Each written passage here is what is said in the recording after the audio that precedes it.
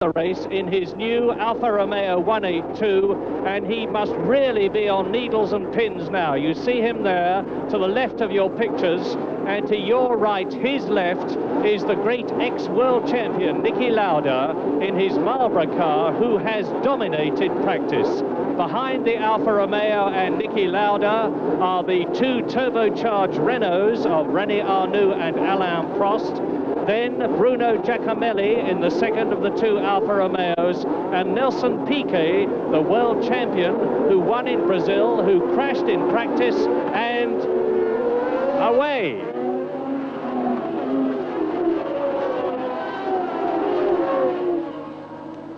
Down, first of all, to Shoreline Drive, and it's Lauda from one of the Renaults. De Cesaris leads. Now, he's got further than he did last year, because Andrea De Cesaris in the Long Beach Grand Prix last year failed even to get to the first corner before hitting Alain Prost. Now, his car is perfectly set up. He's on Michelin tires, which are ideal for this circuit, and the 12-cylinder Alfa Romeo engine is great for Long Beach. Yes, it's the best non-aspirated engine, certainly power-wise, in the race. Cesaris had a marvellous practice. The car's gone very well all the time, but now he's under the greatest pressure of his life. He was in a highly emotional state after the race yesterday, and we'll be interested to see how he goes. But he's certainly streaking away at the moment, and seems to have settled in very well. And the Marlboro cars are very well up indeed. There is the leading Marlboro Alfa. There goes Arnoux, who is in second place, with Niki Lauda in third position behind him.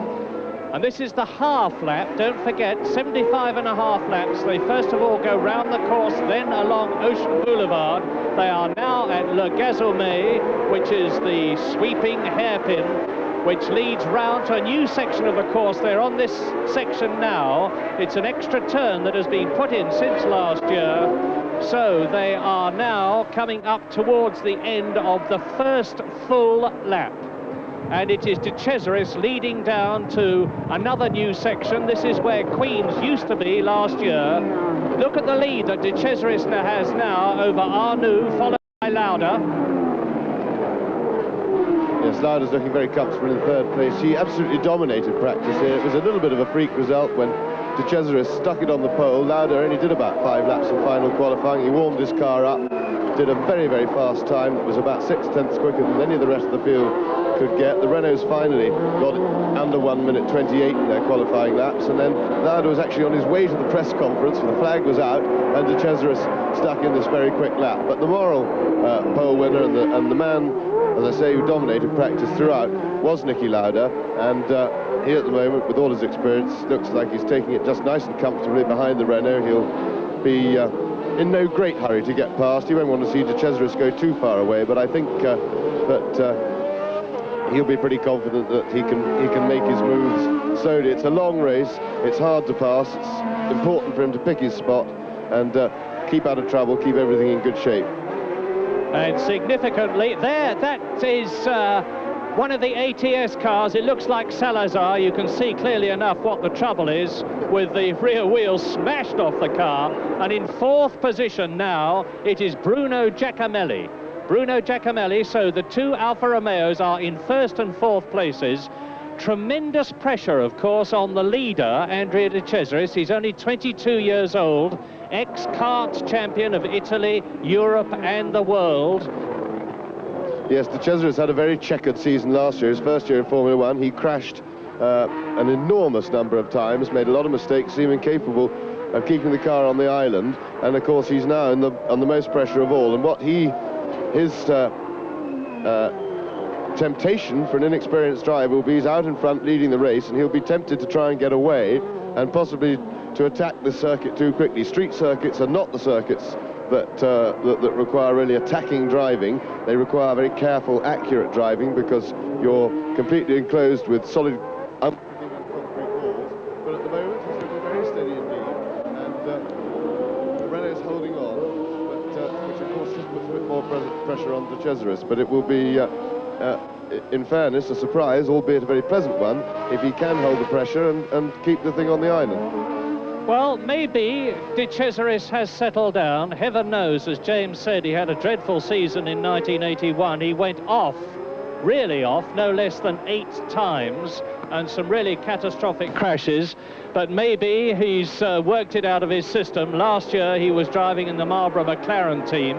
Before that, in 1980, he had just 2 races for Alfa Romeo, and he's certainly holding his lead over René Arnoux on the right of your picture now in the turbocharged Renault, Niki Lauda, and Bruno Giacomelli is closing up in 4th position. In 5th place, it is Gilles Villeneuve. In 6th position, it is Alain Prost in the 2nd of the 2 Renaults. Then in 7th place, it's Didier Pironi in the 2nd of the Ferraris. 8th is Keke Rosberg in the Williams.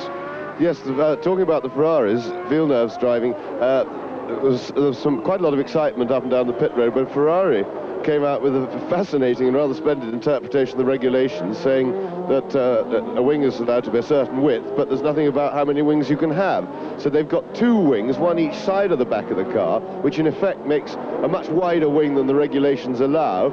I don't know that there was a lot of sort of talk of protests and things yesterday. Obviously, the rule will have to be clarified because that's an advantage, but they didn't seem to go a lot quicker in practice as a result of having the big wing on, and therefore, of course, I don't think that the protests were flooding in, but it was, I think, really a political move by Ferrari just to show a loophole in the regulations and probably an attempt to get it clarified for everybody in the future. But it's all made for a bit of fun and a bit of talk in the pits.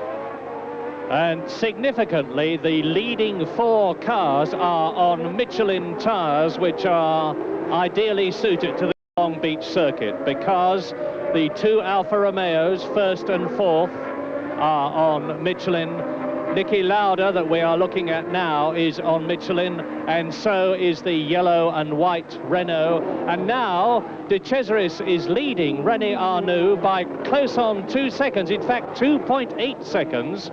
He's extending his lead, Andrew De Cesaris. There, number 8, the great ex-world champion, Niki Lauda, came back into racing after 2 years out of it, drove a magnificent race in South Africa and finished in 4th position, failed to finish in Brazil, so he is very much out for World Championship points.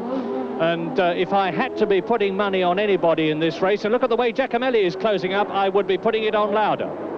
Yes, Lauda, of course, has got the perennial problem of having a turbocharged car in front of him with a big power advantage. Arnoux only has to cruise it round the corners. Of course, he's not doing that at the moment. He's going as quick as he can, but it's fairly evident from the way Lauda's pressuring him that he would be going a lot quicker if he hadn't got the Renault in front. It's just a question of persuading, really. It looks as if he's going to have to persuade Arnoux to make a mistake, because up until now, he's never looked even close enough to get in a properly challenging position to overtake. See, now he's right up behind him. The power of the Renault will now take the Renault away from him. Renault out-accelerating the Marlboro McLaren quite substantially. But Niki, of course, is experienced enough to be patient. What will be annoying him is, of course, that while he's being delayed by the Renault in front, he's now got Giacomelli coming, starting to put pressure on him from behind. And there's De Cesaris building his lead very steadily, driving very steadily and impressively at the moment, I have to say, doing an altogether very much more mature-looking job than he's ever done before. So who knows? Yes, he's sliding the car very nicely there. It's a yellow flag we got there. We can't see what the incident is. So presumably means somebody's stopped or parked or hit the wall there while the marshals are tidying up. They're very efficient, the marshalling at Long Beach. They get the cars off the circuit very quickly if there's any damage and things. It's really a wonderfully organised race. It's quite amazing in that the first time Long Beach was run was in 1976, and it really has become probably the classic race on the calendar. It's certainly much more popular with the teams and all the performers than the old idea of the classic race, which was, of course, Monte Carlo. A little mistake from Arnoux there. Unfortunately, it was going into the corner, so Lauda had to back off too and couldn't get a run. But he just seemed to... Yes, Lauda's attacking, but of course... And there goes Giacomelli, taking advantage of the hold-up from Giacomelli going through, and off comes the wing, and out goes Arnoux. And at that very moment, I'm sorry to tell you, we lost picture, so we will have to regain that. It looks like Lauda managed to emerge. Here we get an action replay. Let's hope we can keep our picture. through the action replay. Giacomelli forcing his way through the inside on the mistake. Lauda locking up his brakes. He's touched the back of the Renault. Oh, sorry, no, it was Giacomelli. Giacomelli, so he slid into the back of the Renault. Lauda got away with no trouble. That will be very unfortunate for poor Giacomelli, but it was pretty impetuous and attacking. He overcommitted himself then, and that's solved all Lauda's problems. He now has a clear run after the leading car of Andrea De Cesaris. Ian, that was a wonderful example of the red cloud I was explaining to you earlier. It's a situation where he saw an opportunity to pass and completely overcommitted himself and got too carried away, and as a consequence took himself and the Renault off as well. Niki Lauda's point of view is that he now has a clear circuit in front of him, and there is no doubt at all about the fact that René Arnoux was holding up number 8 here, ex-world champion Niki Lauda. We are on lap 7 out of 75.5. Yes, he was certainly holding him up, but it was a highly impetuous piece of driving by Bruno Giacomelli, which has in fact been a feature of his driving career. He's fairly excitable Latin temperament, the young Italian driver, and very much of a similar character, or certainly by reputation and past form, as his teammate Andrea De Cesaris, who is now leading the race, but now we'll see quite a different sort of pressure, because his pit will, as soon as he gets past there, will be informing him that Lauda is behind and attacking, and at the moment that gap starts to come down, if of course it does, De Cesaris still looks quite cool there. If that gap starts to come down, that's when the old panic button can go in the head. Of course, with the gap closing, you tend to try and go faster and faster, which of course is going very close to the walls. He's using all the road, but it all looks very good at the moment. Let's have a watch for the gap and see if Lauda is in fact managing to do anything about closing it. Back marker keeping out of the way. And as De Cesaris passes the Tyrrell, we are on lap 7, which is just over 1/11th distance. And as you see, De Cesaris is now leading Niki Lauda by 5 seconds.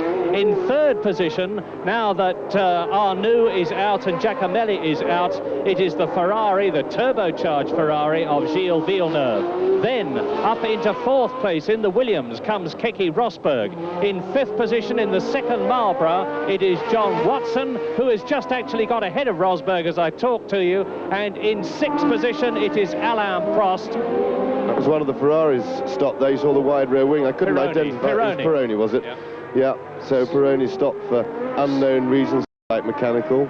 So the troubles are hitting all the way down the field. Arnoux out, Giacomelli out, Pironi out. So that's one of the turbos out, the Ferrari, one of the turbos out, the Renault. And there, as I talk, is Arnoux's car with exactly the same sort of problem as the ATS had, the near side rear wheel. Now look at the gap. There is De Cesaris. And I've got the stopwatch running. The gap was over 5 seconds, and it is now 4.63 seconds on lap 8. So Niki Lauda is inexorably gaining on the leader and pulling away from Gilles Villeneuve in 3rd position, Watson 4th, Rosberg 5th, and in 6th position Alain Prost in the Renault. Yeah, well now the interesting thing comes to see how well young Andrea De Cesaris can handle the pressure, because this really is the moment of maximum pressure for a Grand Prix driver, being chased by a car that's a little bit quicker, trying to hold a lead that you've worked all your life for, and it really does get very tempting to try and go too quick. But of course what he should console himself with, but it's a difficult thing to do, is the realization that of course it's one thing for Lauda to catch him up, but that's by no means loses him the race, because the Alfa does have more power than the Cosworth-engined McLaren that Lauda's driving, and if De Cesaris handles everything right, good shot of Niki Lauda there, working hard, very hard work in these. We're seeing a replay again here of the incident. Giacomelli going inside, quite frankly, very unfortunate for René Arnoux, who was a completely innocent victim going into the corner. Giacomelli just overcooked the whole thing. Niki Lauda, all his experience showing beautifully, could see a potential incident coming, kept well out of the way, looking for anything, and never even looked like getting involved.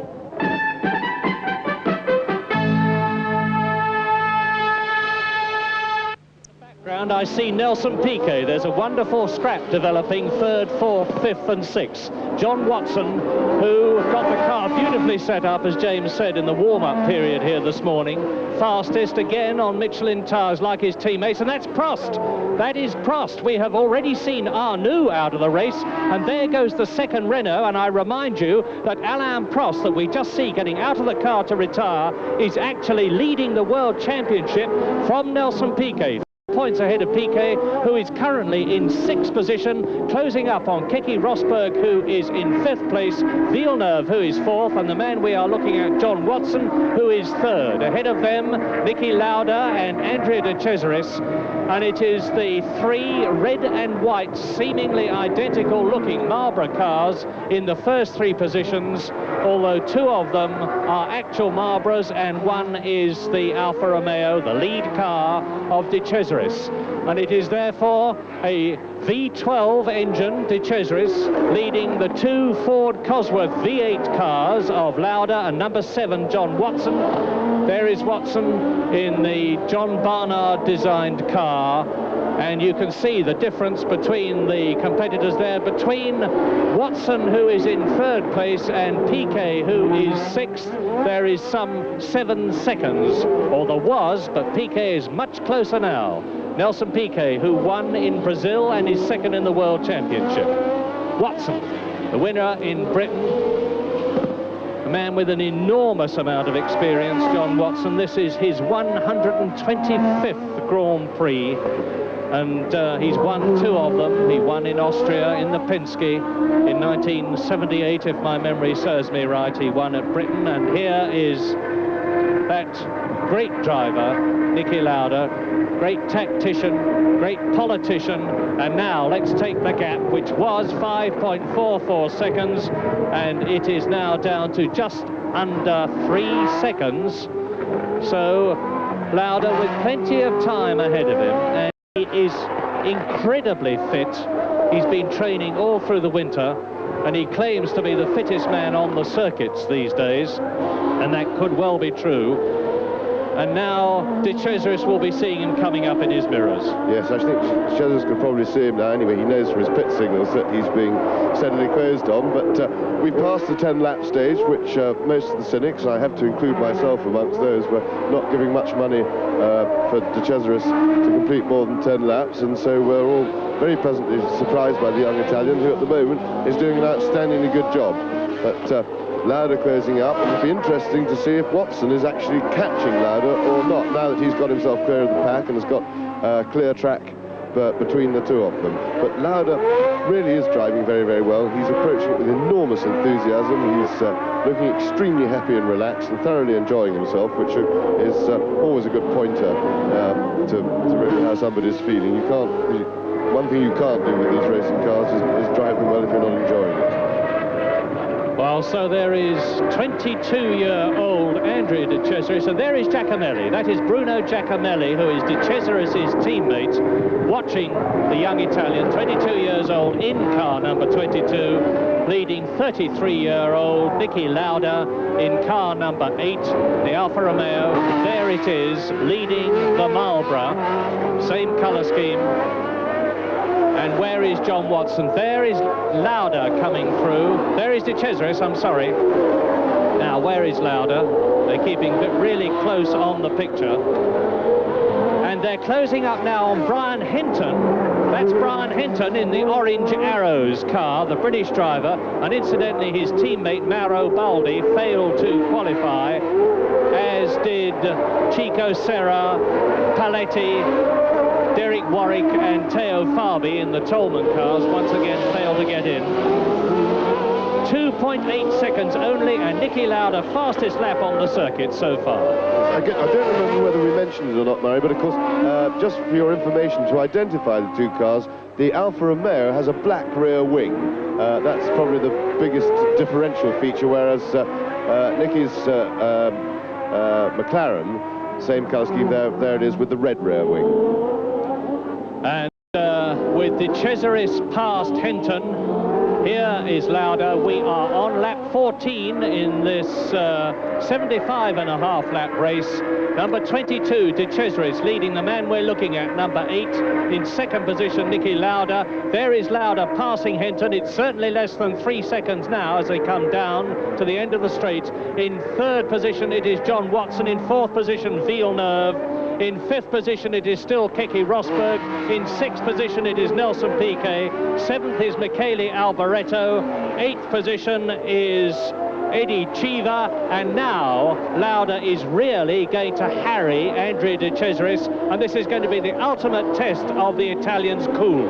Yes, because Nicky's come up behind him very, very quickly over the last couple of laps, which of course just makes the pressure worse for De Cesaris, and he's now got him absolutely filling his mirrors, and the temptation, of course, is to drive with your eyes in the back of your head instead of the front, when in fact the best way to handle a situation like this really is to ignore the guy behind you and concentrate on keeping it very clean and straight, no mistakes, because we are De Cesaris's tactics now should be and have to be that he's no longer in a hurry, because he's not about to get away from it. So there's no point in trying to go quickly at sort of full race type qualifying speeds. His job is to protect his lead, and the only way he's going to do that is by making no mistakes, giving Lauda the opportunity. Of course, the back markers are a bit of a problem, but oh dear, and Lauda's going to be able to have a go. No. That's Raoul Bursell in the Rothmans car, and Lauda going through. Lauda through into the lead. Well, that was very unlucky for De Cesaris, and a pity for us, because the scraps were Lauda protecting the inside there in case De Cesaris has a go. But Raoul Bursell, I have to say, got in the way in a really spectacularly bad manner. I mean, that was very bad driving by him. And here we see the replay. Bursell has already held him up. De Cesaris couldn't get the power on. Lauda got down the inside and was able to nip through. But I have to say, it's really bad luck for De Cesaris, and it's a great shame because we didn't get a chance to see a scrap, because my bet has to be that Lauda will now draw away, quite honestly. Well, on lap 16 now, new leader Niki Lauda, and Andrea De Cesaris is only in his 19th Grand Prix, and just let us look at the experience of the man, number 8, that he is up against. Because Niki Lauda has been driving for 14 years. This is his 116th Grand Prix, during which he has scored 295 World Championship points, third only to Jackie Stewart and Carlos Reutemann, who has now retired. And in that time, Niki Lauda has won 17 Grand Prix, second 15 times, third 7 times, on pole position 24 times, and he's put up 17 fastest laps. So although he's been out of Grand Prix racing for 2 years until he came back in South Africa at the beginning of 1982, he is unrivaled for experience now. And the question now, I think, has to be twofold. Can De Cesaris keep up with Lauda, secondly, and can John Watson cut down that nearly 18-second gap between himself and De Cesaris, who is now in second place? I think Lauda just... Ian, I think you saw a very good example of inexperience versus experience. De Cesaris knew that he had Lauda right behind him, and even though it was Raoul's fault, the other guy in the Rothmans car, it was his responsibility to get out of the way. I believe De Cesaris should have driven with that in mind, that he may not have got out of the way, and placed his car in such a way that if he was slowed down by the other car, Lauda couldn't have got past. But Lauda saw the situation coming, got himself ready, and took full advantage of it. Now it'll be very interesting to see how ragged De Cesaris gets in his bid to keep up with Lauda. Okay, it's Niki Lauda. An airline in Austria with very great success, and is a very accomplished pilot, great businessman, Niki Lauda, from second place man Andrea De Cesaris. And it's the Marlborough car. There is Alain Prost, a very miserable, and who can blame him, Alain Prost, who finished extremely well up in third position in Brazil, won in South Africa, and is now seeing the possibility of 9 World Championship points going to Niki Lauda, who already has 3. And if Lauda wins this race, it would put him second in the World Championship to Alain Prost, and only 1 point behind him, but there's still a long, long way to go. Well, they say they don't come back, but if it's any encouragement to our studio host Alan Jones out there, the wide world of sports, Niki Lauda is certainly coming back. And now here is the battle between Gilles Villeneuve, number 27, in that staggered wing Ferrari, and Keke Rosberg for 4th position. It is still, of course, out front, and there is number 5, and that is Reutemann's replacement, Mario Andretti, the man who won here before, because Mario Andretti won this race in 1977, and it looks as though he's out of it. Yes, he had a... What James was saying about the hardness of the cars and the difficulty in driving them in is that not only is it physically hard, but it's also wrecking all the internals, the kidneys and all that sort of thing. The cars have hardly got any suspension at all. And apart from the physical aspect, they're just very unpleasant to drive. They bounce all over the place, whereas a couple of years ago they had suspension and you could line them up and drive them nice and smooth. But I noticed that Andretti's just come in for a pit stop. I would imagine he probably started the race on a softer set of tyres, considering his low grid position, and now he's paying the penalty by coming in and having to replace them with either another set or a harder set. Alan Cunning, I think, the Ferrari team manager. Yes, well, you see, it calls itself two wings. They actually mount separately and sit side by side. You see, one is forward of the other one, but it's a bit of what I'd call really acute rule bending. But if there's a loophole in the book, then it should be clarified, and hopefully this will clarify. They're just both going past a back marker, but no opportunity. That's, of course, always the danger period. As we saw, that was how Niki Lauda got presented with the lead on a plate, sadly, for us viewers who were hoping for a scrap. But Rosberg, of course, will have a lot of problem getting past the super powerful Ferrari, and Villeneuve has become a master of using that power advantage. He's been driving some pretty nasty chassis from Ferrari. Ferrari have never been great chassis makers. You see Rosberg climbing all over him. Villeneuve slow onto the power. Can he outdrag him? It looks Rosberg's alongside. He's inside for the corner, and he's through. Little mistake by Villeneuve to get it on. I was just saying what a master he was of using that power to keep in front, and wretched man goes and makes an idiot out of me like that. But fine piece of driving by Rosberg, looking for just that sort of mistake. Look at the power of that Ferrari as he accelerates back, and he's having... Yes, oh dear, and that's amazing. Villeneuve just walked past him on the straight, but Rosberg still counter-attacking.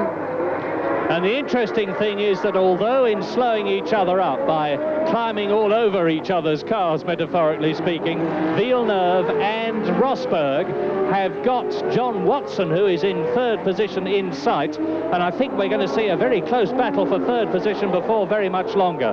But that was a supreme indication of how incredibly powerful these well over 550 horsepower V6 turbocharged Ferraris are. The much nimbler Williams, Tag Williams, of number 6, Keke Rosberg, 3rd position in the World Championship, got past Villeneuve when he failed to put down the power quite as fast as he might have done on some of the twisty bits.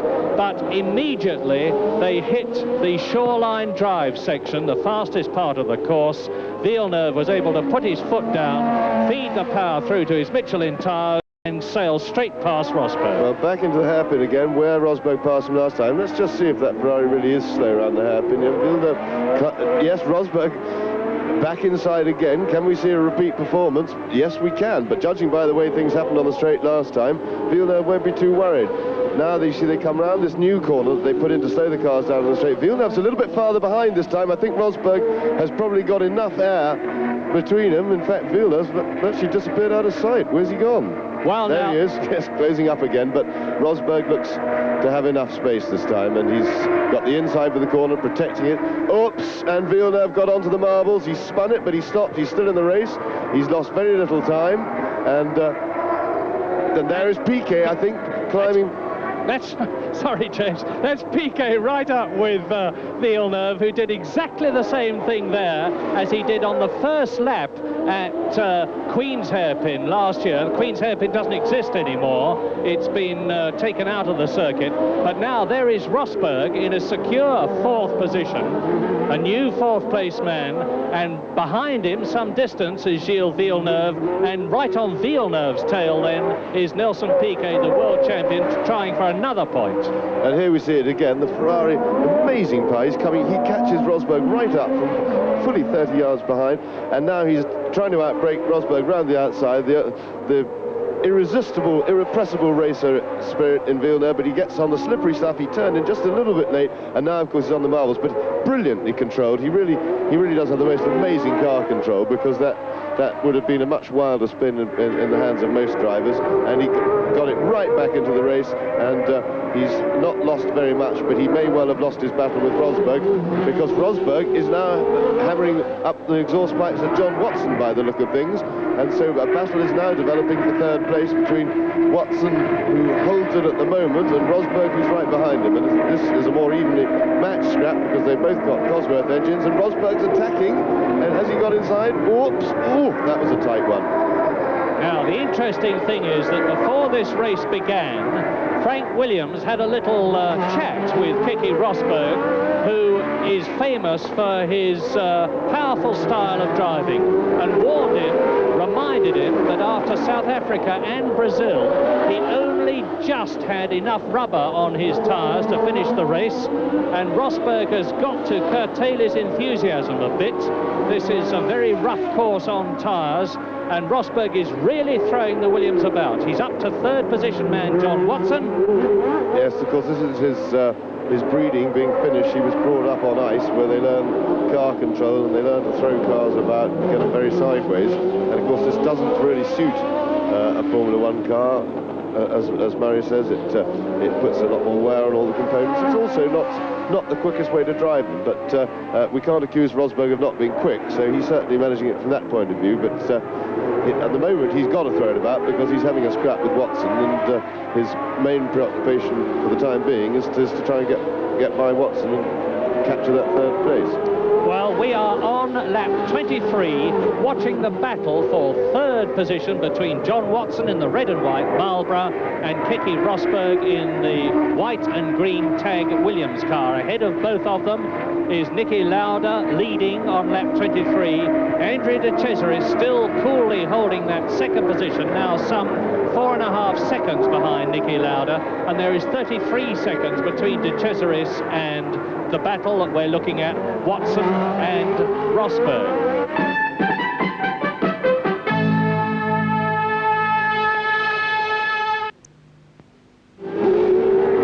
And Mario Andretti seems to be back into the race. We saw him go off the course, and I thought he was getting out of the car, but he seems to have got it restarted. He's gone past us. Arnaux's out of the running. Camelli is out of the running. Pironi is out, and now Rosberg challenges again for third position, and I wonder how much longer John Watson is going to be able to stave him off. Well, apart from early on, we had the one real go. Rosberg looks to me as if he's scratching a bit for ideas, and may have to go back to the old story of relying on Watson making a mistake, because of course the other thing is this Wall Street circuits are hard work to drive, and we already know it's a major subject and discussion how hard these cars are to drive, and it's twice as hard work in physical output to be climbing over the back of somebody trying to get past them, because your car doesn't handle quite as well in the turbulence, and you've got to be that much sharper. That yellow flag's still going, but we don't see why.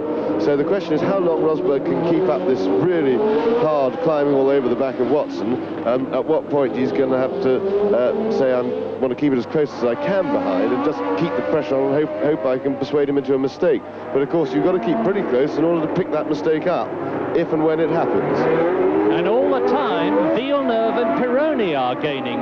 When we get these two in a long shot, which hopefully we will do soon, you will see that Villeneuve in 5th position and Piquet in 6th position, not Pironi, Piquet in 6th position, are together, as you see on the caption there, and they are gaining on Rosberg and Watson. There was 4 seconds in it there. I think there is less than it now, as hopefully we will see. Down to the right-hander, Watson in 3rd position, number 7.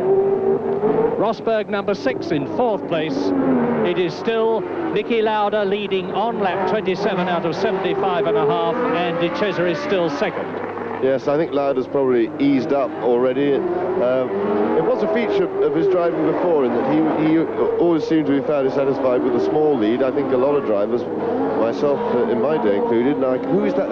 That looks like Piquet's back. Piquet. I think it looks like Piquet's helmet. So Piquet had another one because he crashed quite heavily in practice yesterday. They worked a lot to repair his car because Patrese crashed another Brabham before that, the day before. So Brabhams were a bit short of cars. They had an all-nighter, and so Piquet has found these walls too much for him. That's twice in 2 days, and he won't be well pleased with that. We didn't see the incident. We don't know exactly how it came about, whether he just made a mistake or whether he was trying to pass in his battle with Villeneuve, because they were locked in combat at the time. But as I was saying about Lauda, I think it was a feature of his driving. He always used to be satisfied with a fairly slender lead and then pace himself to the car behind. I'm on the other hand, and that is Patrese, who must have had a spin by looking at it. He's also knocked a front wing off, and so he's just trying to do a three-point turn, apparently not making a very good job even of that. But most drivers like a bigger cushion. Rosberg challenging, and looks as if he's going to do it this time. He's got the space, he's inside him. Yes, he's got the line, and Rosberg, his efforts are rewarded. Now let's see if Watson can retaliate at all. Well, Watson making a mistake, sliding wide there. He was off the line on the slippery stuff. And Rosberg comes round that corner. That gives you an idea of how incredible these drivers' reflexes are. On the previous lap, that corner, of course, was completely clear, and that, number 31, is Jean-Pierre Jarier, who was extremely quick in practice. Indeed, he was 10th fastest in practice. Now, Rosberg came round that corner, and he sees Piquet's car. Now, if they come round, that crash truck is right on the racing line. Absolutely, he's seriously on the racing line. And then he should have backed it into the corner. That's a very, very dangerous situation indeed. And that yellow flag is not being waved nearly strongly enough. I think that Jarrier's car stationary. Now, Rosberg missed the stationary Piquet's car, but there's now that crash truck right to the right of Piquet's car. Well, they're going to have to put marshals in the track to warn them, because this is really dangerous. But maybe the marshals are warning them. That is Lafitte. Jacques Lafitte, helmet off. The cars are going down like 9 pins at the moment. Now, I think this may be a reflection on how hard the race is physically, because it looks to me as if these sort of mistakes are being made out of tiredness, and where we haven't even reached half distance, and the cars are so hard. If you remember in Brazil, Patrese stopped at about, or if not before half distance, suffering just from plain straight exhaustion, and it looks as if it's really taking its toll here. They don't have the space that they do on a conventional closed type circuit where you've got runoff areas and things, and you can make these little mistakes. Here there's no peace for the wicked at all, and one little slip with a little bit tired, just physically not being able to work those arms well enough to pump the wheel around, puts you in the wall. And we've just seen, goodness knows how many cars, I've lost count in the last 5 laps. We've lost a lot of cars. Well, let's take... I think, Ian, also what's happening with the circuit, I've noticed there's a lot of oil flags in evidence, and I think someone's dropped a bit of oil, which is making conditions very dicey for them all. But as James quite rightly stated, that tow truck's in a diabolical position and should never have been put there. The other thing which I notice is maybe the Goodyear tyres are starting to go off just a little bit. Piquet looked like he understeered straight into the wall, Patrese spun, and the back of Rosberg's car is getting very loose, so it'll be interesting to see how that goes. And there, number 3 is Michele Alboreto, and Alboreto is behind Villeneuve. So the order on lap 29 is Niki Lauda leading Andrea de Cesaris, with the new third-place man, Keke Rosberg. Down to 4th position has gone John Watson. Still in 5th place, number 27 there, Gilles Villeneuve. And up into 6th position has come Michele Alboreto, with Chiva 7th. Yes, an excellent performance by Alboreto. Now, who was that behind Alboreto then? I saw it looked like Watson. Yes, Watson I think it was back. John Watson. So Alboreto's really come up well. He's doing very well indeed. It's hard to say how good. Obviously, the Tyrrell is working very well here, but Alboreto is certainly a revelation. He came from nowhere, has no real track record. Look at the flames coming out of the Ferrari. Watson into the pits. Yes, Watson was in trouble then. Yes, Watson pits, and the cars are not going down like 9 pins, but they're certainly disappearing fast from this race. Tyres. They're giving him tyres. It looks like to be the only problem. Of course, they do that as standard anyway when you come into the pits, even if there's anything else. But they don't appear to be doing anything else to the car, so it just looks like Watson's in trouble, which, of course, bodes badly for Niki Lauda, who I think that's Lauda we see in the lead. Maybe that's why he wasn't able to extend his lead, although they didn't anticipate having a problem with tyre wear and tyre overheating, but there is De Cesaris still behind him, giving him a hard time. The gap, James, is now only 4.3 seconds between Niki Lauda and Andrea De Cesaris. In fact, it looks less than that. No, I think that's Watson coming out of the pits. Murray, I think I saw a car just coming out of the pits then. Let's just have it, because it was a red-winged car. There goes Lauda. When we hold the shot behind him, I think we'll find that Watson has got himself in between them, which of course could be good for Niki, except that Watson will probably be running quicker than either of those cars, because he'll be on fresh, cool tyres, which give you more grip. Now, when they go in, even if there's something wrong with the car, at this stage of a Grand Prix, it's standard for a team to whack on a new set of tyres, a fresh set of tyres rather than actually brand new, scrubbed in and ready to go, because the cars always perform a little bit better. The fresher the tyres, the quicker they are usually.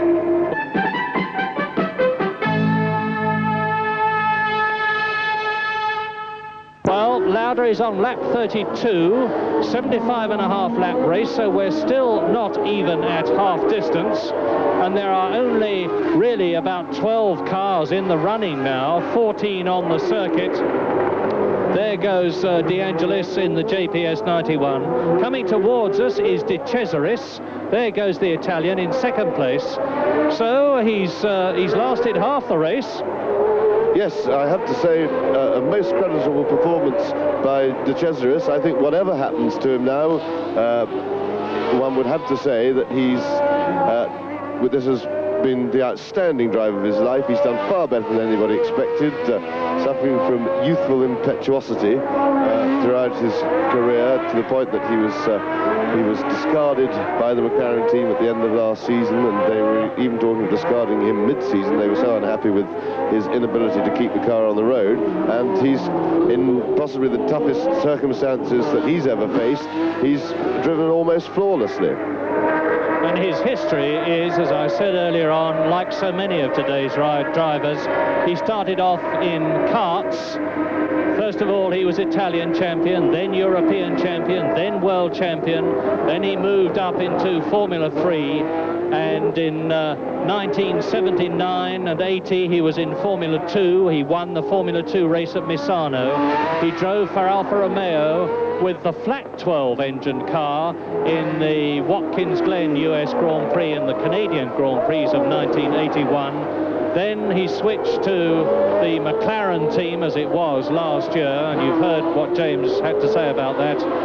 And then it was a bit of a surprise when Alfa Romeo decided to take him on this season, and a lot of the less charitable people said that it was primarily because he was Italian, but it looks as though he's getting the last laugh now. Here is Keke Rosberg in third position, and we must get a stopwatch on this fighting Finn and see if he is closing the gap between himself and Andrea De Cesaris, number 22 in the Alfa Romeo, who is in second place. We are on lap 34. Lauda leads, De Cesaris second. There is Rosberg on a clear part of the circuit. In fourth position, it's still Villeneuve. Piquet's out of the race, as you know. Alboreto is in fifth position. In sixth place, it is Eddie Cheever, making some sort of a drive in the Talbot, which was absolutely diabolical at Brazil. Jack Lafitte is out of the race. We've seen that happen. In seventh position, it is Elio De Angelis, who has already been lapped by Niki Lauda. And then in eighth position, it is John Watson, who is now out of the pits on fresh tyres and will no doubt be the fastest man on the circuit with fresh rubber and really anxious to get back into the points. Indeed, this looks, there's Villeneuve and Alboreto. Now, Alboreto in the blue unsponsored Tyrrell is right with Villeneuve and trying to do to Villeneuve what Keke Rosberg did earlier on, but he seems to lack Rosberg's car. I don't think he lacks any of the Finn's tenacity, and that is De Cesaris. It's happened again. Andrea De Cesaris has lost his cool, as he did so many times last year. There's the fire extinguisher going out, and James, it's happened again. Yes, what a great shame. Still, as I said before, you can't take it away from him. He did a lot better than expected, but he's crashed very heavily too. It looks as if he's hit that wall very hard. There's a lot of damage at that front end, of course, he must be pretty tired by now. But quite honestly, this is why a lot of people felt that he had no future and no career in Grand Prix racing, because he did last year.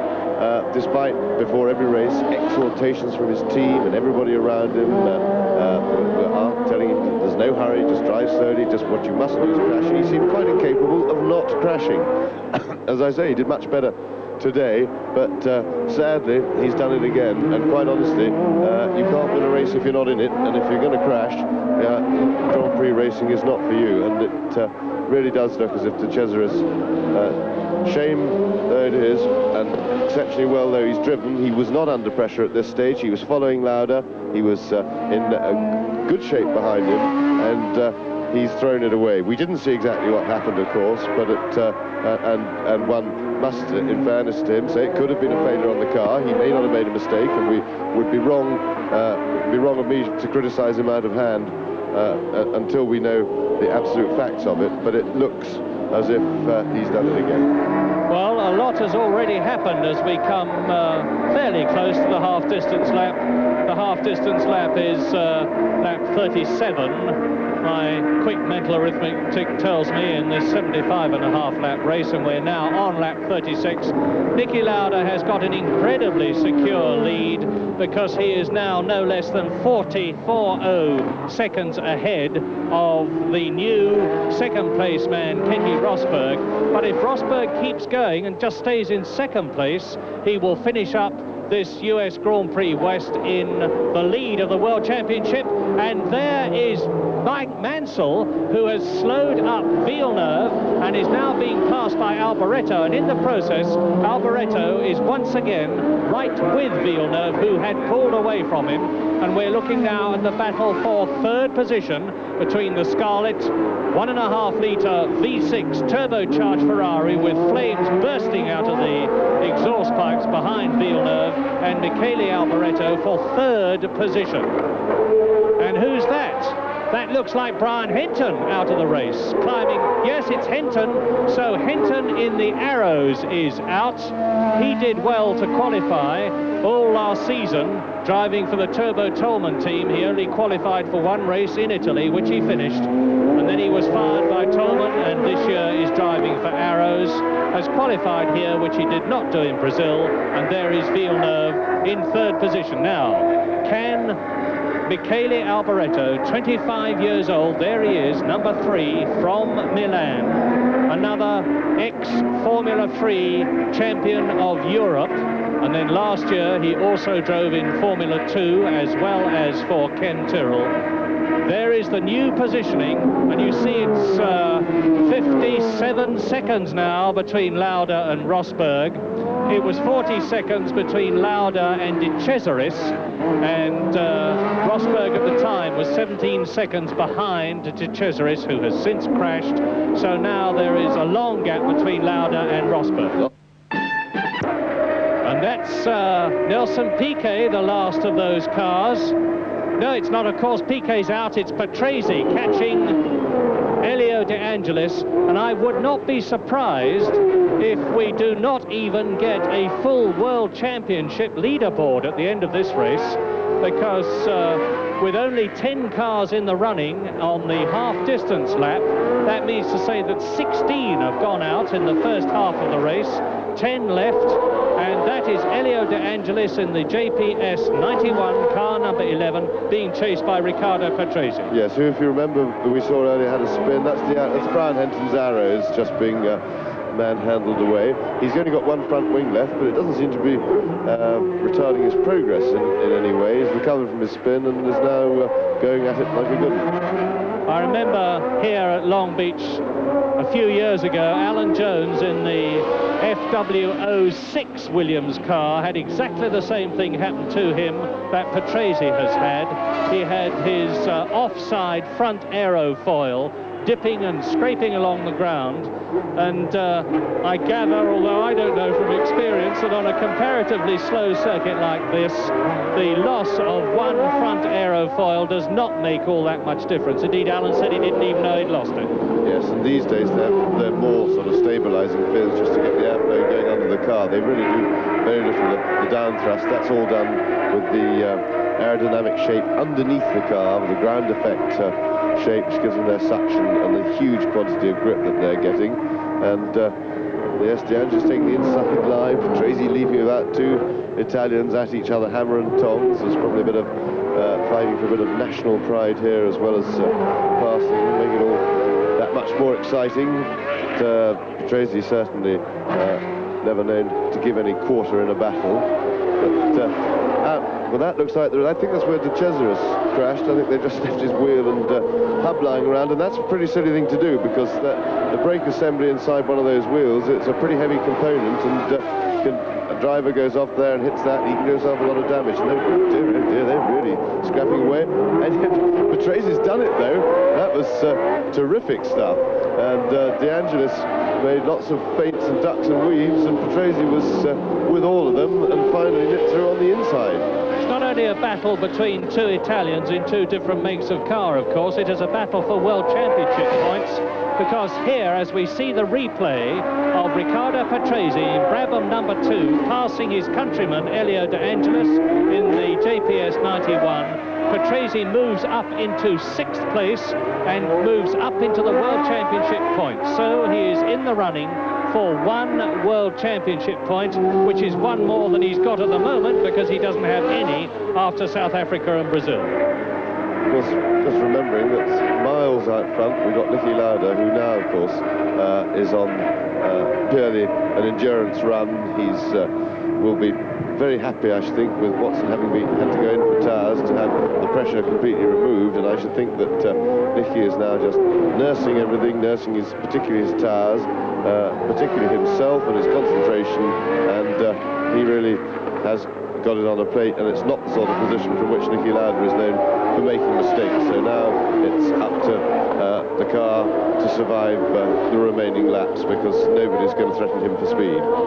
If you have been seeing a car stationary for some laps and you're wondering whose it is, the answer is that it is the Scarlet turbocharged Ferrari of Didier Pironi that we saw getting out of his car some good few laps back, and it's obviously been decided to leave it where it is. It is off the racing line, and heaven knows we've seen enough trouble with the crash truck pulling Piquet's car off the course, and it was quite lucky that nobody drove into it. We are on lap 40 now. In this 75.5 lap race, we're looking at the 6th place man, Riccardo Patrese, the Italian, who for 4 years, from 1978, 79, 80 and 81, drove in the Arrows team. And then Bernie Ecclestone and Gordon Murray persuaded him to join Brabham this year. And he drove the Turbo Brabham in South Africa. He drove the Ford Cosworth powered car, because this is the 49D car, and he's closing up now, about to lap, I think it's Derek Daly in front of him, we'll soon see. No, it is one of the March cars. It's probably Raoul Purcell again, who is still going round, much slower, because this is only his first season of Formula One Grand Prix racing, and it is indeed Raoul Purcell. He behaved much more politely that time than he did when he rather spoiled the race from everyone's point of view up front when holding up De Cesaris earlier on. Well, Patrese streaking away now from Elio De Angelis. Patrese in 6th position, trying to make up ground on the 5th place man Eddie Cheever that we've not seen for a long time. It's still Michele Alboreto in third place. Villeneuve is still going well. Just there is Villeneuve, and a good scrap which is continuing. Michele Alboreto, and it looks as though Ken Tyrrell has again signed a very likely man. He had Eddie Cheever with him, who showed great promise, which unfortunately he's not been able to exploit in this year's Talbot Matra, Eddie Cheever. But Michele Alboreto has driven extremely well this season, and he is now in number 3, fourth position behind the Scarlet Ferrari of the French-Canadian Charger, Gilles Villeneuve, number 27 there, who's got 6 Grand Prix wins behind him. That's Villeneuve in the Ferrari. The turbo car.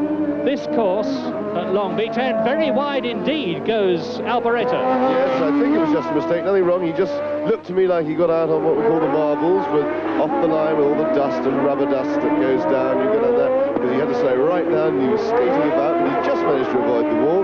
He seems to be intact, and I'm quite sure that he's a lot quicker than Villeneuve. He's harassing him from the back, and I don't think it'll be very long before he's right back up his exhausts again. As long, of course, that he's got no fundamental problem. Other than that was just a little error.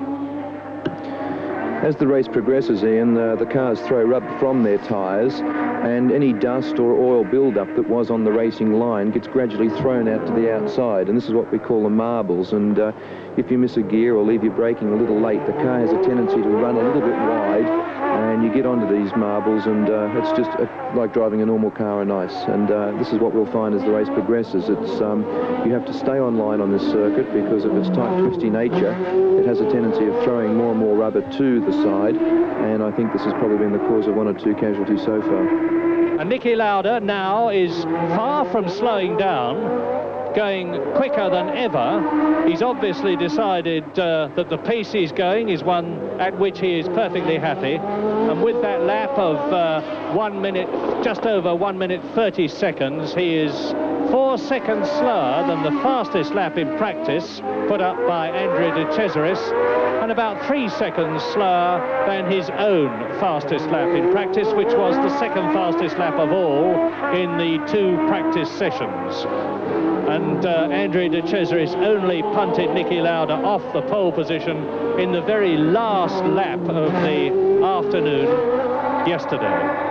Lauda then race leader, lap 42, 50 seconds ahead of Rosberg, and I would expect even Keke Rosberg, as Lauda comes down to the end of Shoreline Drive and through into the new complex of bends, I would expect even Keke Rosberg and his tremendous fighting spirit to be happy, perhaps on signals from Frank Williams, who will be sitting immovably on the pit wall as ever, giving him signals to settle for second place. Because, as I said earlier on, Keke Rosberg, who now has 8 World Championship points, if he finishes second, will get 6 more. 8 and 6 makes 14. Alain Prost, who is leading the World Championship at the present moment, but is out of this race, has 13 points. So once again, we would have, if Rosberg finished second, the familiar situation of one of the Tag Williams cars leading the World Championship. Alan Jones brilliantly won the World Championship in 1980. Then for most of 1981, his teammate Carlos Reutemann led the World Championship until that catastrophic race at Caesars Palace, Las Vegas, when Alan Jones went out in the most superb blaze of glory by fighting one of the best races I've ever seen to win, and Carlos Reutemann collapsed, didn't even finish in the points, as a result of which a collapsing Nelson Piquet just finished in 5th position and won the World Championship. Well, here is Lauda, ex-world champion himself twice, in 1975 and 1977, separated in 1976 by James Hunt, who is alongside me now, world champion. And Lauda now closing up on tail-enders. He's about to catch and lap Nigel Mansell, the British driver, number 12, who is in 10th position. those world champions, a lot of us about them, ready to a penny. Alan, of course, should have won it last year. Murray, I shall now embarrass him by talking about it, but he was far and away the outstanding driver in Grand Prix racing last year, and he had one of those years that happens to everybody when he had at least 3 races completely won and sewn up, and his car let him down, and that happens, and it always tends to happen to defending world champions. I think Alan would probably agree that last year was the best he drove. I think he probably drove better than the year before. I certainly felt that in my best year as a driver, when I gave my very best driving, was the year after I won the World Championship, and I had the same situation, 3 Grand Prix with inside of the flag and breakdowns, and it's just the way the luck runs, because your luck averages over the long period in this business as in any other, but in the short term, like a year or 2 years, luck plays a very big factor, getting in the right car and also having the car run and finish. And Nicky Lauda is now lapping. Well, that was very nice of James. I'll have to buy him a few beers when I see him at Monaco, I think. But he's quite correct in what he's saying. There's a hell of a lot of luck involved in this business, and you can be right on form and driving very well, have everything going for you, and then find that a 75-cent piece or something puts you out of the lead of a Grand Prix. But that's one of the wonderful facets of this particular sport. The cars are man-made, and there's men driving them, so anything can happen. And that's John Watson behind him. Now, Watson is still in 8th position, but Watson is definitely catching up, because in number 11 is in 7th place, and that is De Angelis. Yes, that's right. Watson, after his pit stop, he lost, he came out over a lap behind, but he's now on his fresh tyres. He should be in better shape than De Angelis, who's got tired tyres, but Watson must have made a bit of a slip then. He's dropped back a little bit, but he seems to be sliding about a lot. Maybe he's got more tyre troubles.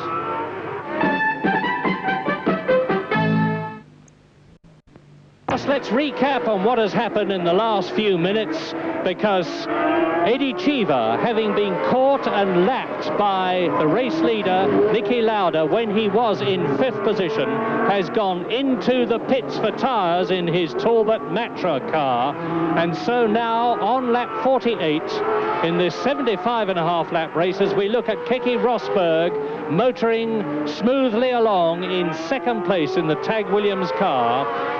Nicky Lauda is a good 40 to 50 seconds ahead still in the lead in the Marlboro car, and this would be the 2nd win for the Marlboro car in its short career, because the British Grand Prix was won by John Watson last year. In 3rd position now, up into 3rd position, is Gilles Villeneuve. In 4th position, Michele Alboreto. And then in 5th position, now that Eddie Cheever is out, it is Riccardo Patrese. And in 6th position, it is Elio De Angelis. And Cheever, of course, with new tyres on, will, like John Watson, be able to go a lot quicker than he was going before he went into the pits, but he will have lost the best part, if not the whole of a lap.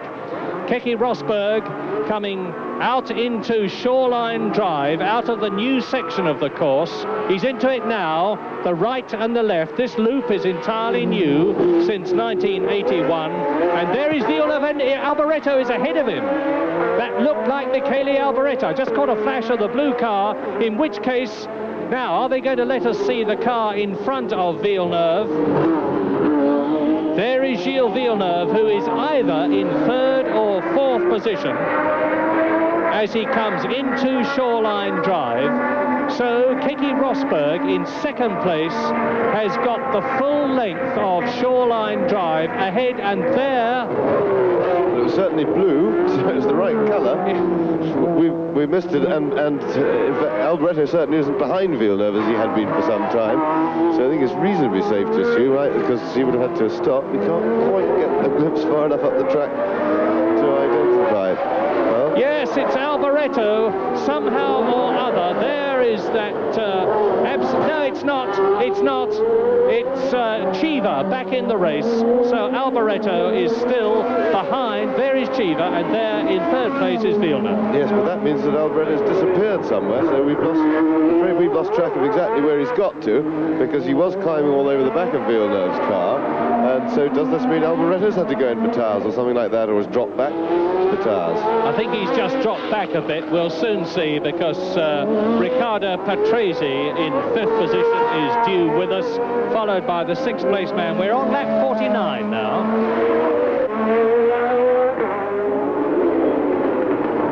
Race leader, Niki Lauda, down Linden Avenue, having taken turn 8, and he goes now into the right-hander, which leads into Indy, the very long left-hander, which in turn leads up to Le Gazoumet, the tight right-handed hairpin, from which, if you're in the right position, you can easily see the Queen Mary. Now he leads into what was the very, very long sweeping shoreline drive section, but into which this new loop has been inserted. And Niki Lauda is about to complete his 50th lap with 25.5 to go, because they start on one side of this 2.13 mile circuit and finish on the other. And so Lauda, with the second place man Keke Rosberg a long way behind him, has got 25 laps. It's 2/3 race distance completed for the Austrian number 8 double world champion, 17 wins, ahead of Keke Rosberg in the Tag Williams, Gilles Villeneuve in the Ferrari. In fourth position, it's still Michele Alboreto, ahead of fifth place man Riccardo Patrese. Elio De Angelis is still sixth. John Watson has dropped back a bit in seventh position. In eighth position, Eddie Cheever, who's dropped right down from fifth place. And in ninth position, it is Jochen Maas. And then 2 laps back, Nigel Mansell is ahead of Raoul Boesel, and there are now only 11 cars as we look at Riccardo Patrese in fifth position.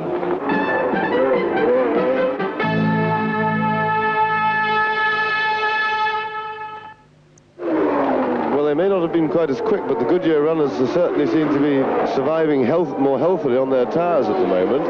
And of course, we still have a very long way to go. We've got 25 laps of the race to go, and a lot can happen. As I say, the Goodyear guys do seem to be holding up and not falling by the wayside with tyre problems.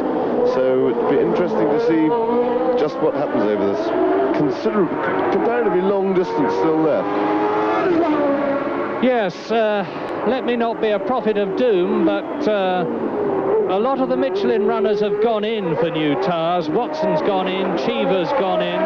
Niki Lauda is still leading on Michelin, and Gilles Villeneuve, of course, is on Goodyear this year in the Ferrari. And Keke Rosberg, who is in second place, is on Goodyear. So is Michele Alboreto, who is fourth. So is Patrese, who is fifth. And so is Elio De Angelis, who is sixth. So the Michelin runners are Niki Lauda, who is leading, and John Watson, who is in seventh place. But of course, John Watson has been into the pits to have a new set of rubber put on his car. That's Elio De Angelis, number 11, who is in sixth position. So Niki Lauda will be having to be very careful about his tyres, but on the other hand, as James has said, Lauda has got a tremendous amount of race experience, and he has a very considerable lead, and he could actually afford to give up several seconds a lap in order to conserve his tyres, and still on the 52nd lap do the remaining 23 that he has to do and finish with enough race run. Something just coming a bit loose from one of De Angelis' skirts down on the other side of the car. Something sort of green strip dangling off. There it is, yes. I don't think that it would be anything terminal, but of course if the skirt's breaking up, he will potentially lose a lot of downforce, and that could seriously affect the amount of grip that he's got with his car. Now, you've probably noticed from that caption But Keke Rosberg has reduced the lead that Lauda has, but it is still massive. It was at one time 53 seconds, it's now 46 seconds. James, when you're in as commanding as lead as Niki Lauda has got, what are you consciously doing to preserve tyres? Just keeping it very smoothly, trying not to slide the car, which is not too difficult these days. These cars have got so much grip, they don't slide very easily, and just try not to spin the wheels as you put the power on coming out of the tighter corners, just rather as one would do with one's own car on the road. If you want to make the tyres last longer, you keep it smoother and don't slide the thing about. And that's what Lauda will be trying to be doing. So, of course, he's probably feeling fairly insecure there in his lead, because he will by now be aware of the fact, and I would think he's pretty bright lad, he knows what's going on. He'll be aware of the fact that a lot of other Michelin runners have gone in to the pits to change tyres. He will also probably have worked out that the pack behind him are all Goodyear shod, and therefore they seem to be winning on the durability stakes if he got an early start on the speed stakes. So he'll be, and the thing is, the problem is, Murray, you said if you slow down by a second a lap or so, he's got 46 seconds, he's only got 20 laps plus, which means that he slowed down by 1 second a lap, he'd win by 20 seconds. Problem is, you don't want to slow down by too much, because at the end of the race, you start going, you want as much lead as you can. So what he'll be doing is trying to strike a compromise. He'll be driving as quickly as he can without sliding the car, basically, and without putting too much strain on himself also. Well, we're looking, just to give everybody a fair crack of the whip, at the enormously popular Hermann the German, Jochen Maas, in his March car, and he's driving on Pirelli tyres, a third makeup tyre in this race, and down to go through and lap him again comes the race leader. There is Lauda, and he has lapped Slim Borgud. That blue car is Slim Borgud, the Swedish driver, who must have been into the pits and come out again. He's well down on our lap charts anyway, and it's quite a tragedy for Ken Tyrrell that he doesn't seem to be able to command any sponsorship these days, because neither Alboretto's car nor Borgud's car number 4 have got any real sponsorship money behind them. So there is Jochen Maas in 9th position in the Rothmans March, about to be lapped, and he indicates to Niki Lauda that Lauda should go through on Maas's left, which Lauda does. Jochen Maas was out of racing this year after the South African Grand Prix. The March team were very short of funds, and Jochen, who lives in and loves South Africa, has the advantage of living next door to the head man of the Rothmans concern, and Jochen is reputed to have popped round next door and come out with $4 million, as a result of which he is very much back in the driving seat of the March and leading their team, with Raul Barcel, the Brazilian, in the second seat. Niki Lauda leads lap 55, 75.5 lap race, and I have said before, it looks as though it's all over bar the shouting, but 20 laps is still a long, long way to go. It is, after all, over 40 miles, about 42 miles, and with the punishment that the rubber must have been taking, even with Lauda's smooth driving style, it must remain suspect whether he can complete the race. But if anybody can, Niki Lauda will. Have a look for the telltale dark bands on the tyres, which can signify trouble, and there aren't any. Yeah, the Michelins don't mark up in the same way. It's not a question really that the rubber rolling. It's a big problem really as well. I don't think it's a problem to go, also for him to go the distance. What happens before you wear right through the tyre, of course, they just, when they get past a certain point, they just lose so much grip that the performance drops really markedly and too much. And what Lauda's trying to do is to preserve tyres within a reasonable level of performance. Well, it's down to 36 seconds now, the lead that Lauda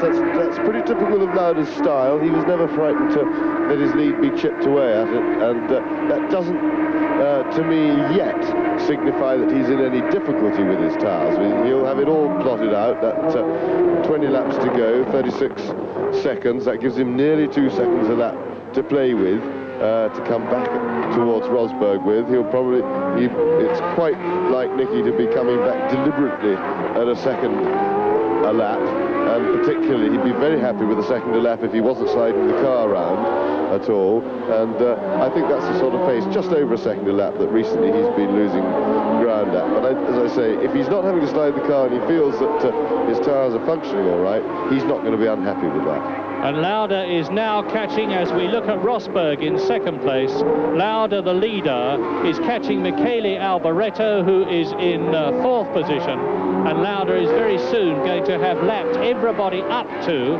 Gilles Villeneuve, who is in third position, behind number 6, Keke Rosberg, who is closing up on Jochen Maas. There is Maas on the right. Car number 18 is Bercel. So there goes Rosberg past him. There is John Watson, who is in 7th position, and on lap 57, Niki Lauda leads Keke Rosberg, number 6, the second place man. There he is in the Tag Williams car. Third is still Gilles Villeneuve in the Ferrari that we have not seen for a while, and who has yet to score a World Championship point in this 1982 season. Fourth is still Michele Alboreto in the Tyrrell. Fifth is Riccardo Patrese ahead of 6th place man, and last man in the World Championship points, Elio De Angelis in the JPS.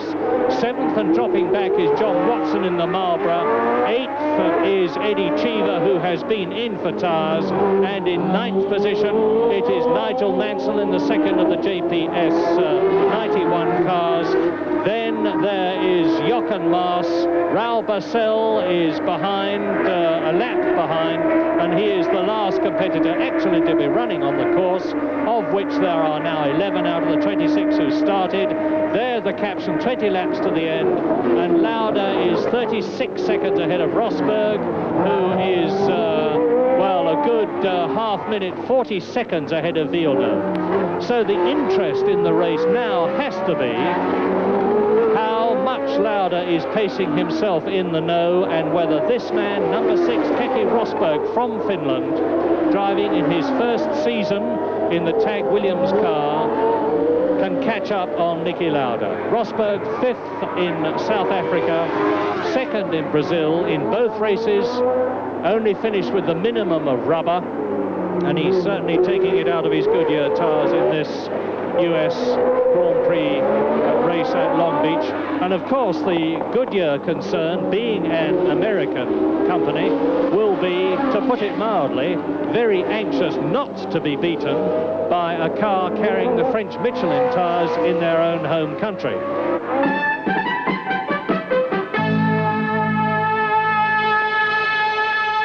Well, Riccardo Patrese, I can tell you, although you haven't seen this on your screens, is really smoking through the field, because he has caught and passed Alboreto, the Italian driver, and there we see confirmation of it as I talk to you. You see that Riccardo Patrese, car number 2, the Brabham, his teammate Nelson Piquet crashed and went out of the running a long time ago, but Patrese is upholding the honour of the Brabham team here in America, because he has moved up to 4th place ahead of Alboreto in the blue Tyrrell, who has therefore slipped down to 5th. And Patrese, the Italian, who drove magnificently last year here, he was in pole position in the Arrows, and he led the race for about 30 laps until his transistor box packed up and he had to go into the pits. He came out in 3rd position, held it for a while, and then had to retire, which was bitter gall for the Italian. There is Pironi's car that I mentioned earlier on, parked on the right-hand side of the circuit.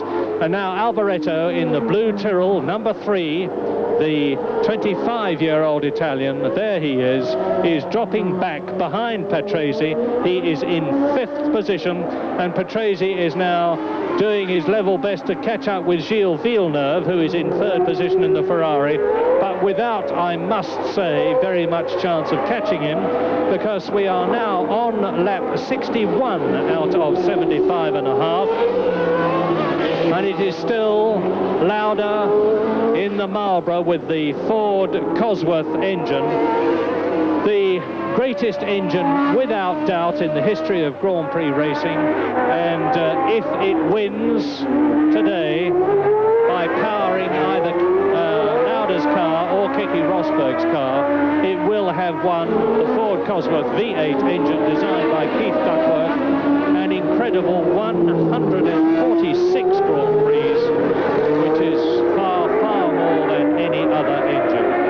And that is thanks to the fact that it has powered so brilliantly so many different makes and types of car. Patrese, there is De Angelis, and Watson now right with him. So John Watson, and he spins. Oh, just Watson probably very tired. I don't know, he got right up on the marbles then. He did quite well not to put it in the wall. I thought it's all slippery out there. I thought he was heading for the wall. So Watson back up again, and he's going backwards and forwards like a yo-yo. Here it is again. Going to see it again, yeah. John Watson catching De Angelis, who is in 6th position. Online there, and now just a little bit wide. Now you see all the, he's on the dusty bit, see off where the rubber things, all the dust coming off the tires. Very slippery there. Oh, he must have missed the wall by inches there. Anyway, he's alive and lives again. This is a reverse replay now. Don't need that. And there is De Angelis, who has taken advantage of that half spin by John Watson to consolidate his 6th position. There is the Italian, who was rumoured to be going to the Alfa Romeo team after being thoroughly disenchanted with what was the Lotus team last year, and he's now actually catching Alboreto. So Alboreto is probably pretty tired. He has been passed and pushed down to 5th place by Patrese. There is Villeneuve, first time that we have seen him for a long time. We're on lap 62. Villeneuve all alone in 6th position, behind the race leader Lauda, behind the second man Keke Rosberg, and Patrese is the man to watch, as for that matter is De Angelis. De Angelis in 6th position, pulling away from John Watson and catching up on Michele Alboreto, who has been displaced from 4th to 5th by Patrese. Villeneuve we're watching.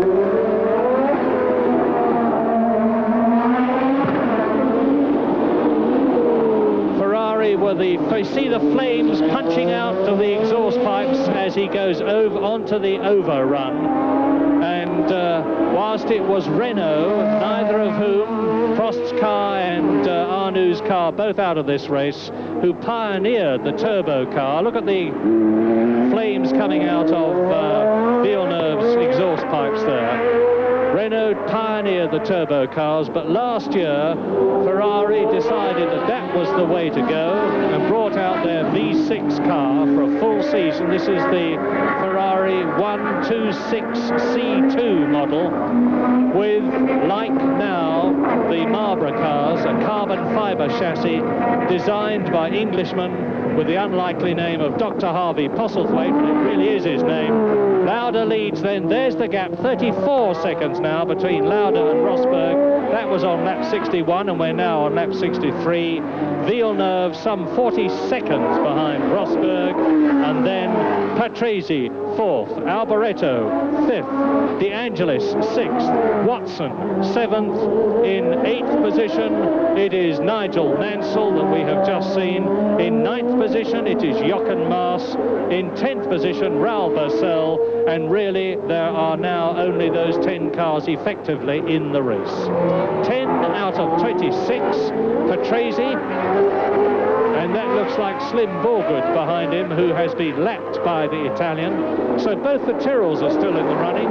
That'll be good news for Ken Tyrrell. He's got no sponsorship money, but he will be getting quite a packet of money from the FOCA, Formula One Constructors Association prize fund, with 2 cars at the finish.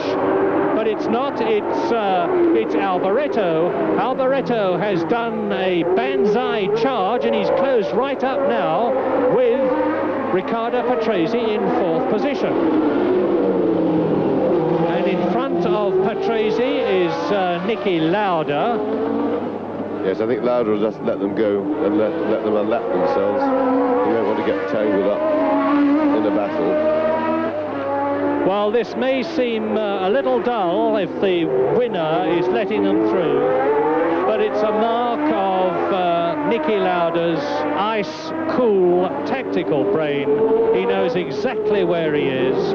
He will be getting pit signals from Ron Dennis, his team manager, which will be telling him that he's still some 32 seconds ahead of Keke Rosberg as he comes up to finish his 64th out of 75.5 laps.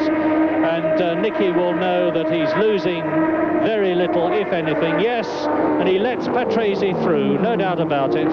Now he will move over when they've gone through this series of right and left swinging bends and let Alboreto through with the knowledge as they pass Pironi's stationary Ferrari that he's... Now here it is again. Watch Lauder move over, move to his left, to your right.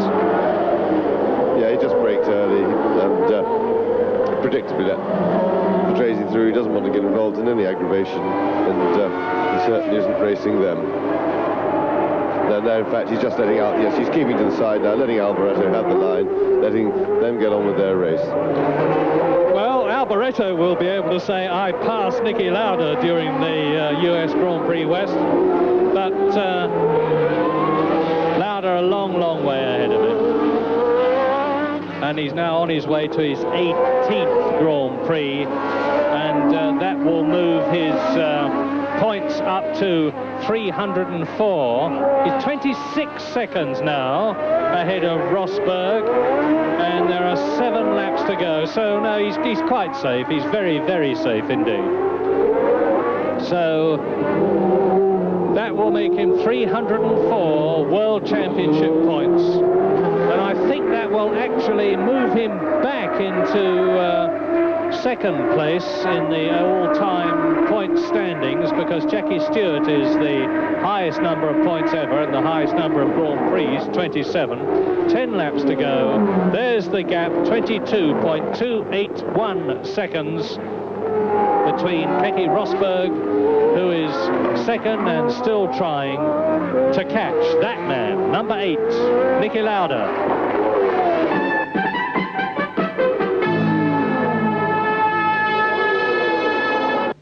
Niki Lauder, who wore a unique neck brace at Brazil at the Rio Autodrome, a circuit which is tremendously bumpy and subjects the drivers to the most extreme physical G-forces, has dispensed with that neck brace here at Long Beach.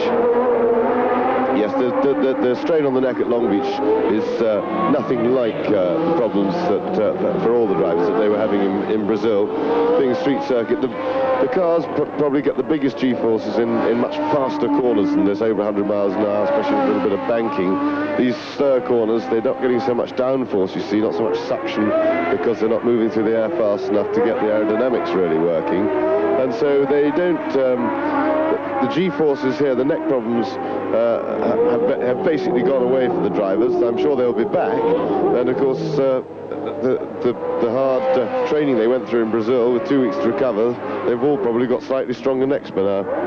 Plus, of course, the fact I have just reminded myself that the Brazil course was run anti-clockwise, whereas Long Beach, like most of the other courses, is run clockwise. And at Brazil, therefore, it was the wrong side of the neck, as it were, that was taking all the strain. Keke Rosberg is taking the strain, but Lauder is doing it even better. The gap has now gone up to 22 seconds.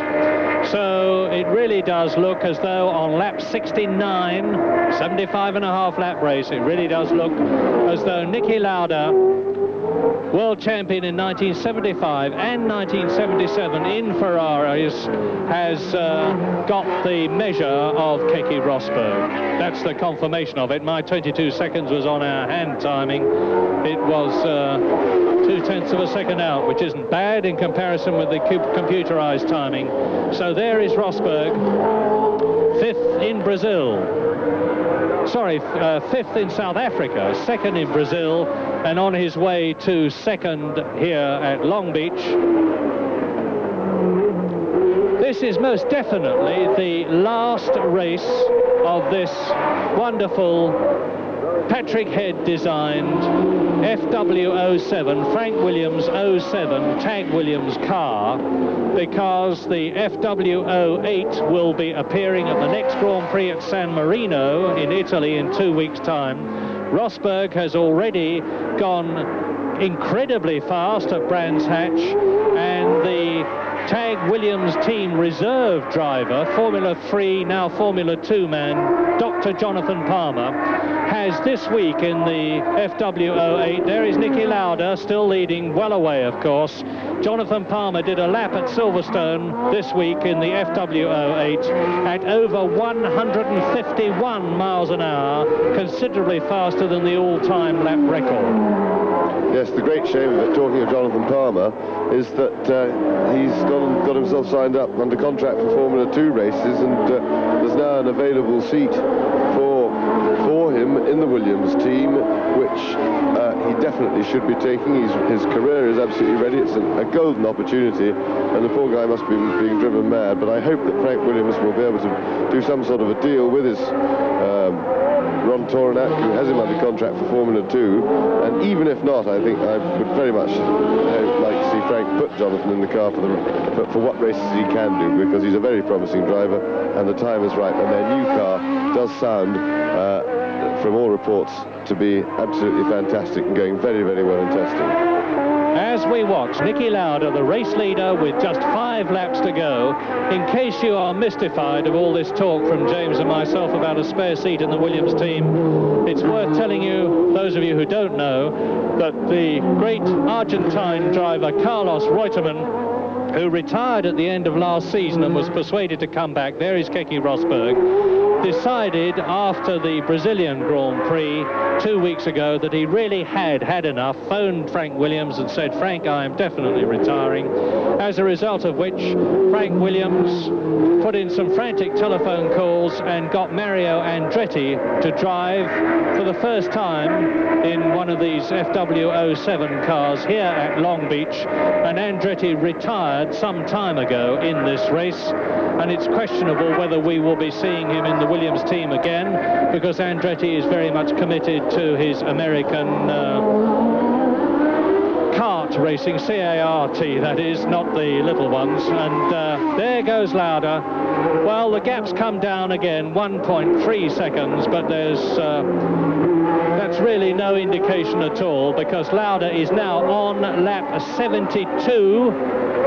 It really does seem that this truly great driver, and no words of mine can really say just how good he is, because after retiring from racing, having recovered from that dreadful crash he had at the Nürburgring, when he was out of racing for 6 weeks in a situation where any normal human being would have been finished altogether, and yet he came back in 1976 and then went on and won the World Championship in 1977. Then at the end of 1979 in Canada, he just got out of the Brabham and said, "That's it, at practice I've finished," and went home. He did not race at all in 1980 and 81, built up his airline, Loud Air, decided after all that the lure of Grand Prix racing was too great to resist, and then there were a lot of negotiations over the winter of 1981-82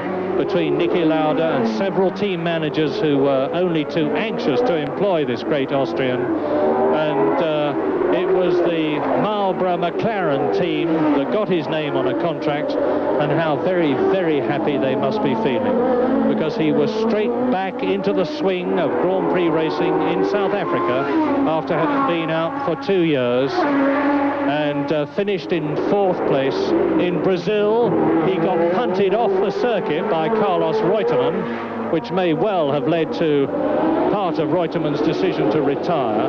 That says after 71 laps, with Lauda 22 seconds ahead, and he is now on lap 73. So only in his 3rd Grand Prix after South Africa and Brazil, and now here in America, in California, in only his third Grand Prix after 2 years out of racing.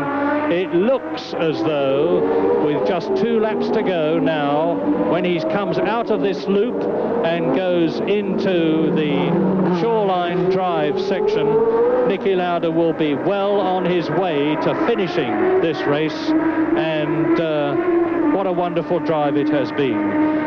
Because when Bruno Giacomelli drove into the back of René Arnoux' Renault, Niki Lauda was right behind Giacomelli and managed, with a superb piece of driving, razor-sharp reflexes, to avoid both the Alfa Romeo and the Renault of Giacomelli and Arnoux, both of which were instantaneously out of the race. He moved immediately then from 4th place to 2nd place. Then he closed the gap between himself and Andrea De Cesaris, fought his way past, and has been very much in the lead ever since. And now he's driving round with Michele Alboreto, who he has already lapped. Alboreto in 5th position. So still on the same lap as Niki Lauda, which incidentally is lap 74, are Keke Rosberg, Villeneuve and Patrese. And actually Michele Alboreto is just on the same lap, but whether he's going to be on it very much longer remains to be seen, because I think Niki is debating with himself about whether he's going to pass him. Well, if Alboreto's got no chance of catching the guy in front, he'd be very well advised to let Lauda through so he doesn't have to drive one more lap of the race, because if he finishes behind him, he'll get the checkered flag. If he goes past in front, he's got to go all the way around again. So he could save himself a bit of work if he's got no axe to grind over his position. Well, once more into the fastest part of the course, once more up into top gear, once more at about 150 miles an hour, and down to the brakes and into the right-hander goes race leader Niki Lauda up towards the Michelob series of bends, then up Pine Avenue and into the Toyota Bend right-hander, underneath the bridge there, along Ocean Boulevard. And Lauda is down the straight for the last time but one, and up in the rostrum is the official that will be giving him that checkered flag, because now Niki Lauda is on the last full lap in this 75.5 lap race. Let us go round. I'm sure the producer will stay with the great Austrian on his last lap. He's got a clear circuit in front of him. As you can see, the sporting American crowd, and it is a record crowd here. There were 50,000 people here yesterday to watch practicing, and there must be well on 100,000 people here today, are rising on the last lap to cheer Niki Lauda home for his 18th Grand Prix win in his superb career. Yes, an absolutely marvellous comeback for Niki. Thoroughly deserved his win from the moment that he got in a racing car again for the first time for over 2 years. When he started testing the McLaren before Christmas, he was completely rejuvenated with enthusiasm and aggression and everything to drive the car, and of course with all his experience and everything as well. He's, if anything, well, certainly a more formidable driver than he was in his last season or two before he retired, when he had other things on his mind. He was building up his airline business. Now he's giving it 100%. He's right into it. He's got himself fitter than he's ever been before in his life, and he's driving as well as he's ever driven, and he's rejuvenated the Marlboro McLaren team, and there he is to take the first win of his comeback. And that means to say that provided Keke Rosberg, who is some 20 seconds behind Niki Lauda, who has won the US Grand Prix West of 1982 at Long Beach, and in the process, as I have said before, won his 18th Grand Prix. Provided Keke Rosberg finishes second, the World Championship positions will be Keke Rosberg leading Alain Prost, Rosberg with 14 points, Prost with 13, and Niki Lauda here will be in third position. That's Chris Pook with the beard, the man who is responsible, and he always has been, for organising this superb Long Beach each Grand Prix, and if Nicky takes that fireproof balaclava helmet off, we'll see the great Austrian. There he is, and Rosberg in the background, so that confirms that Nicky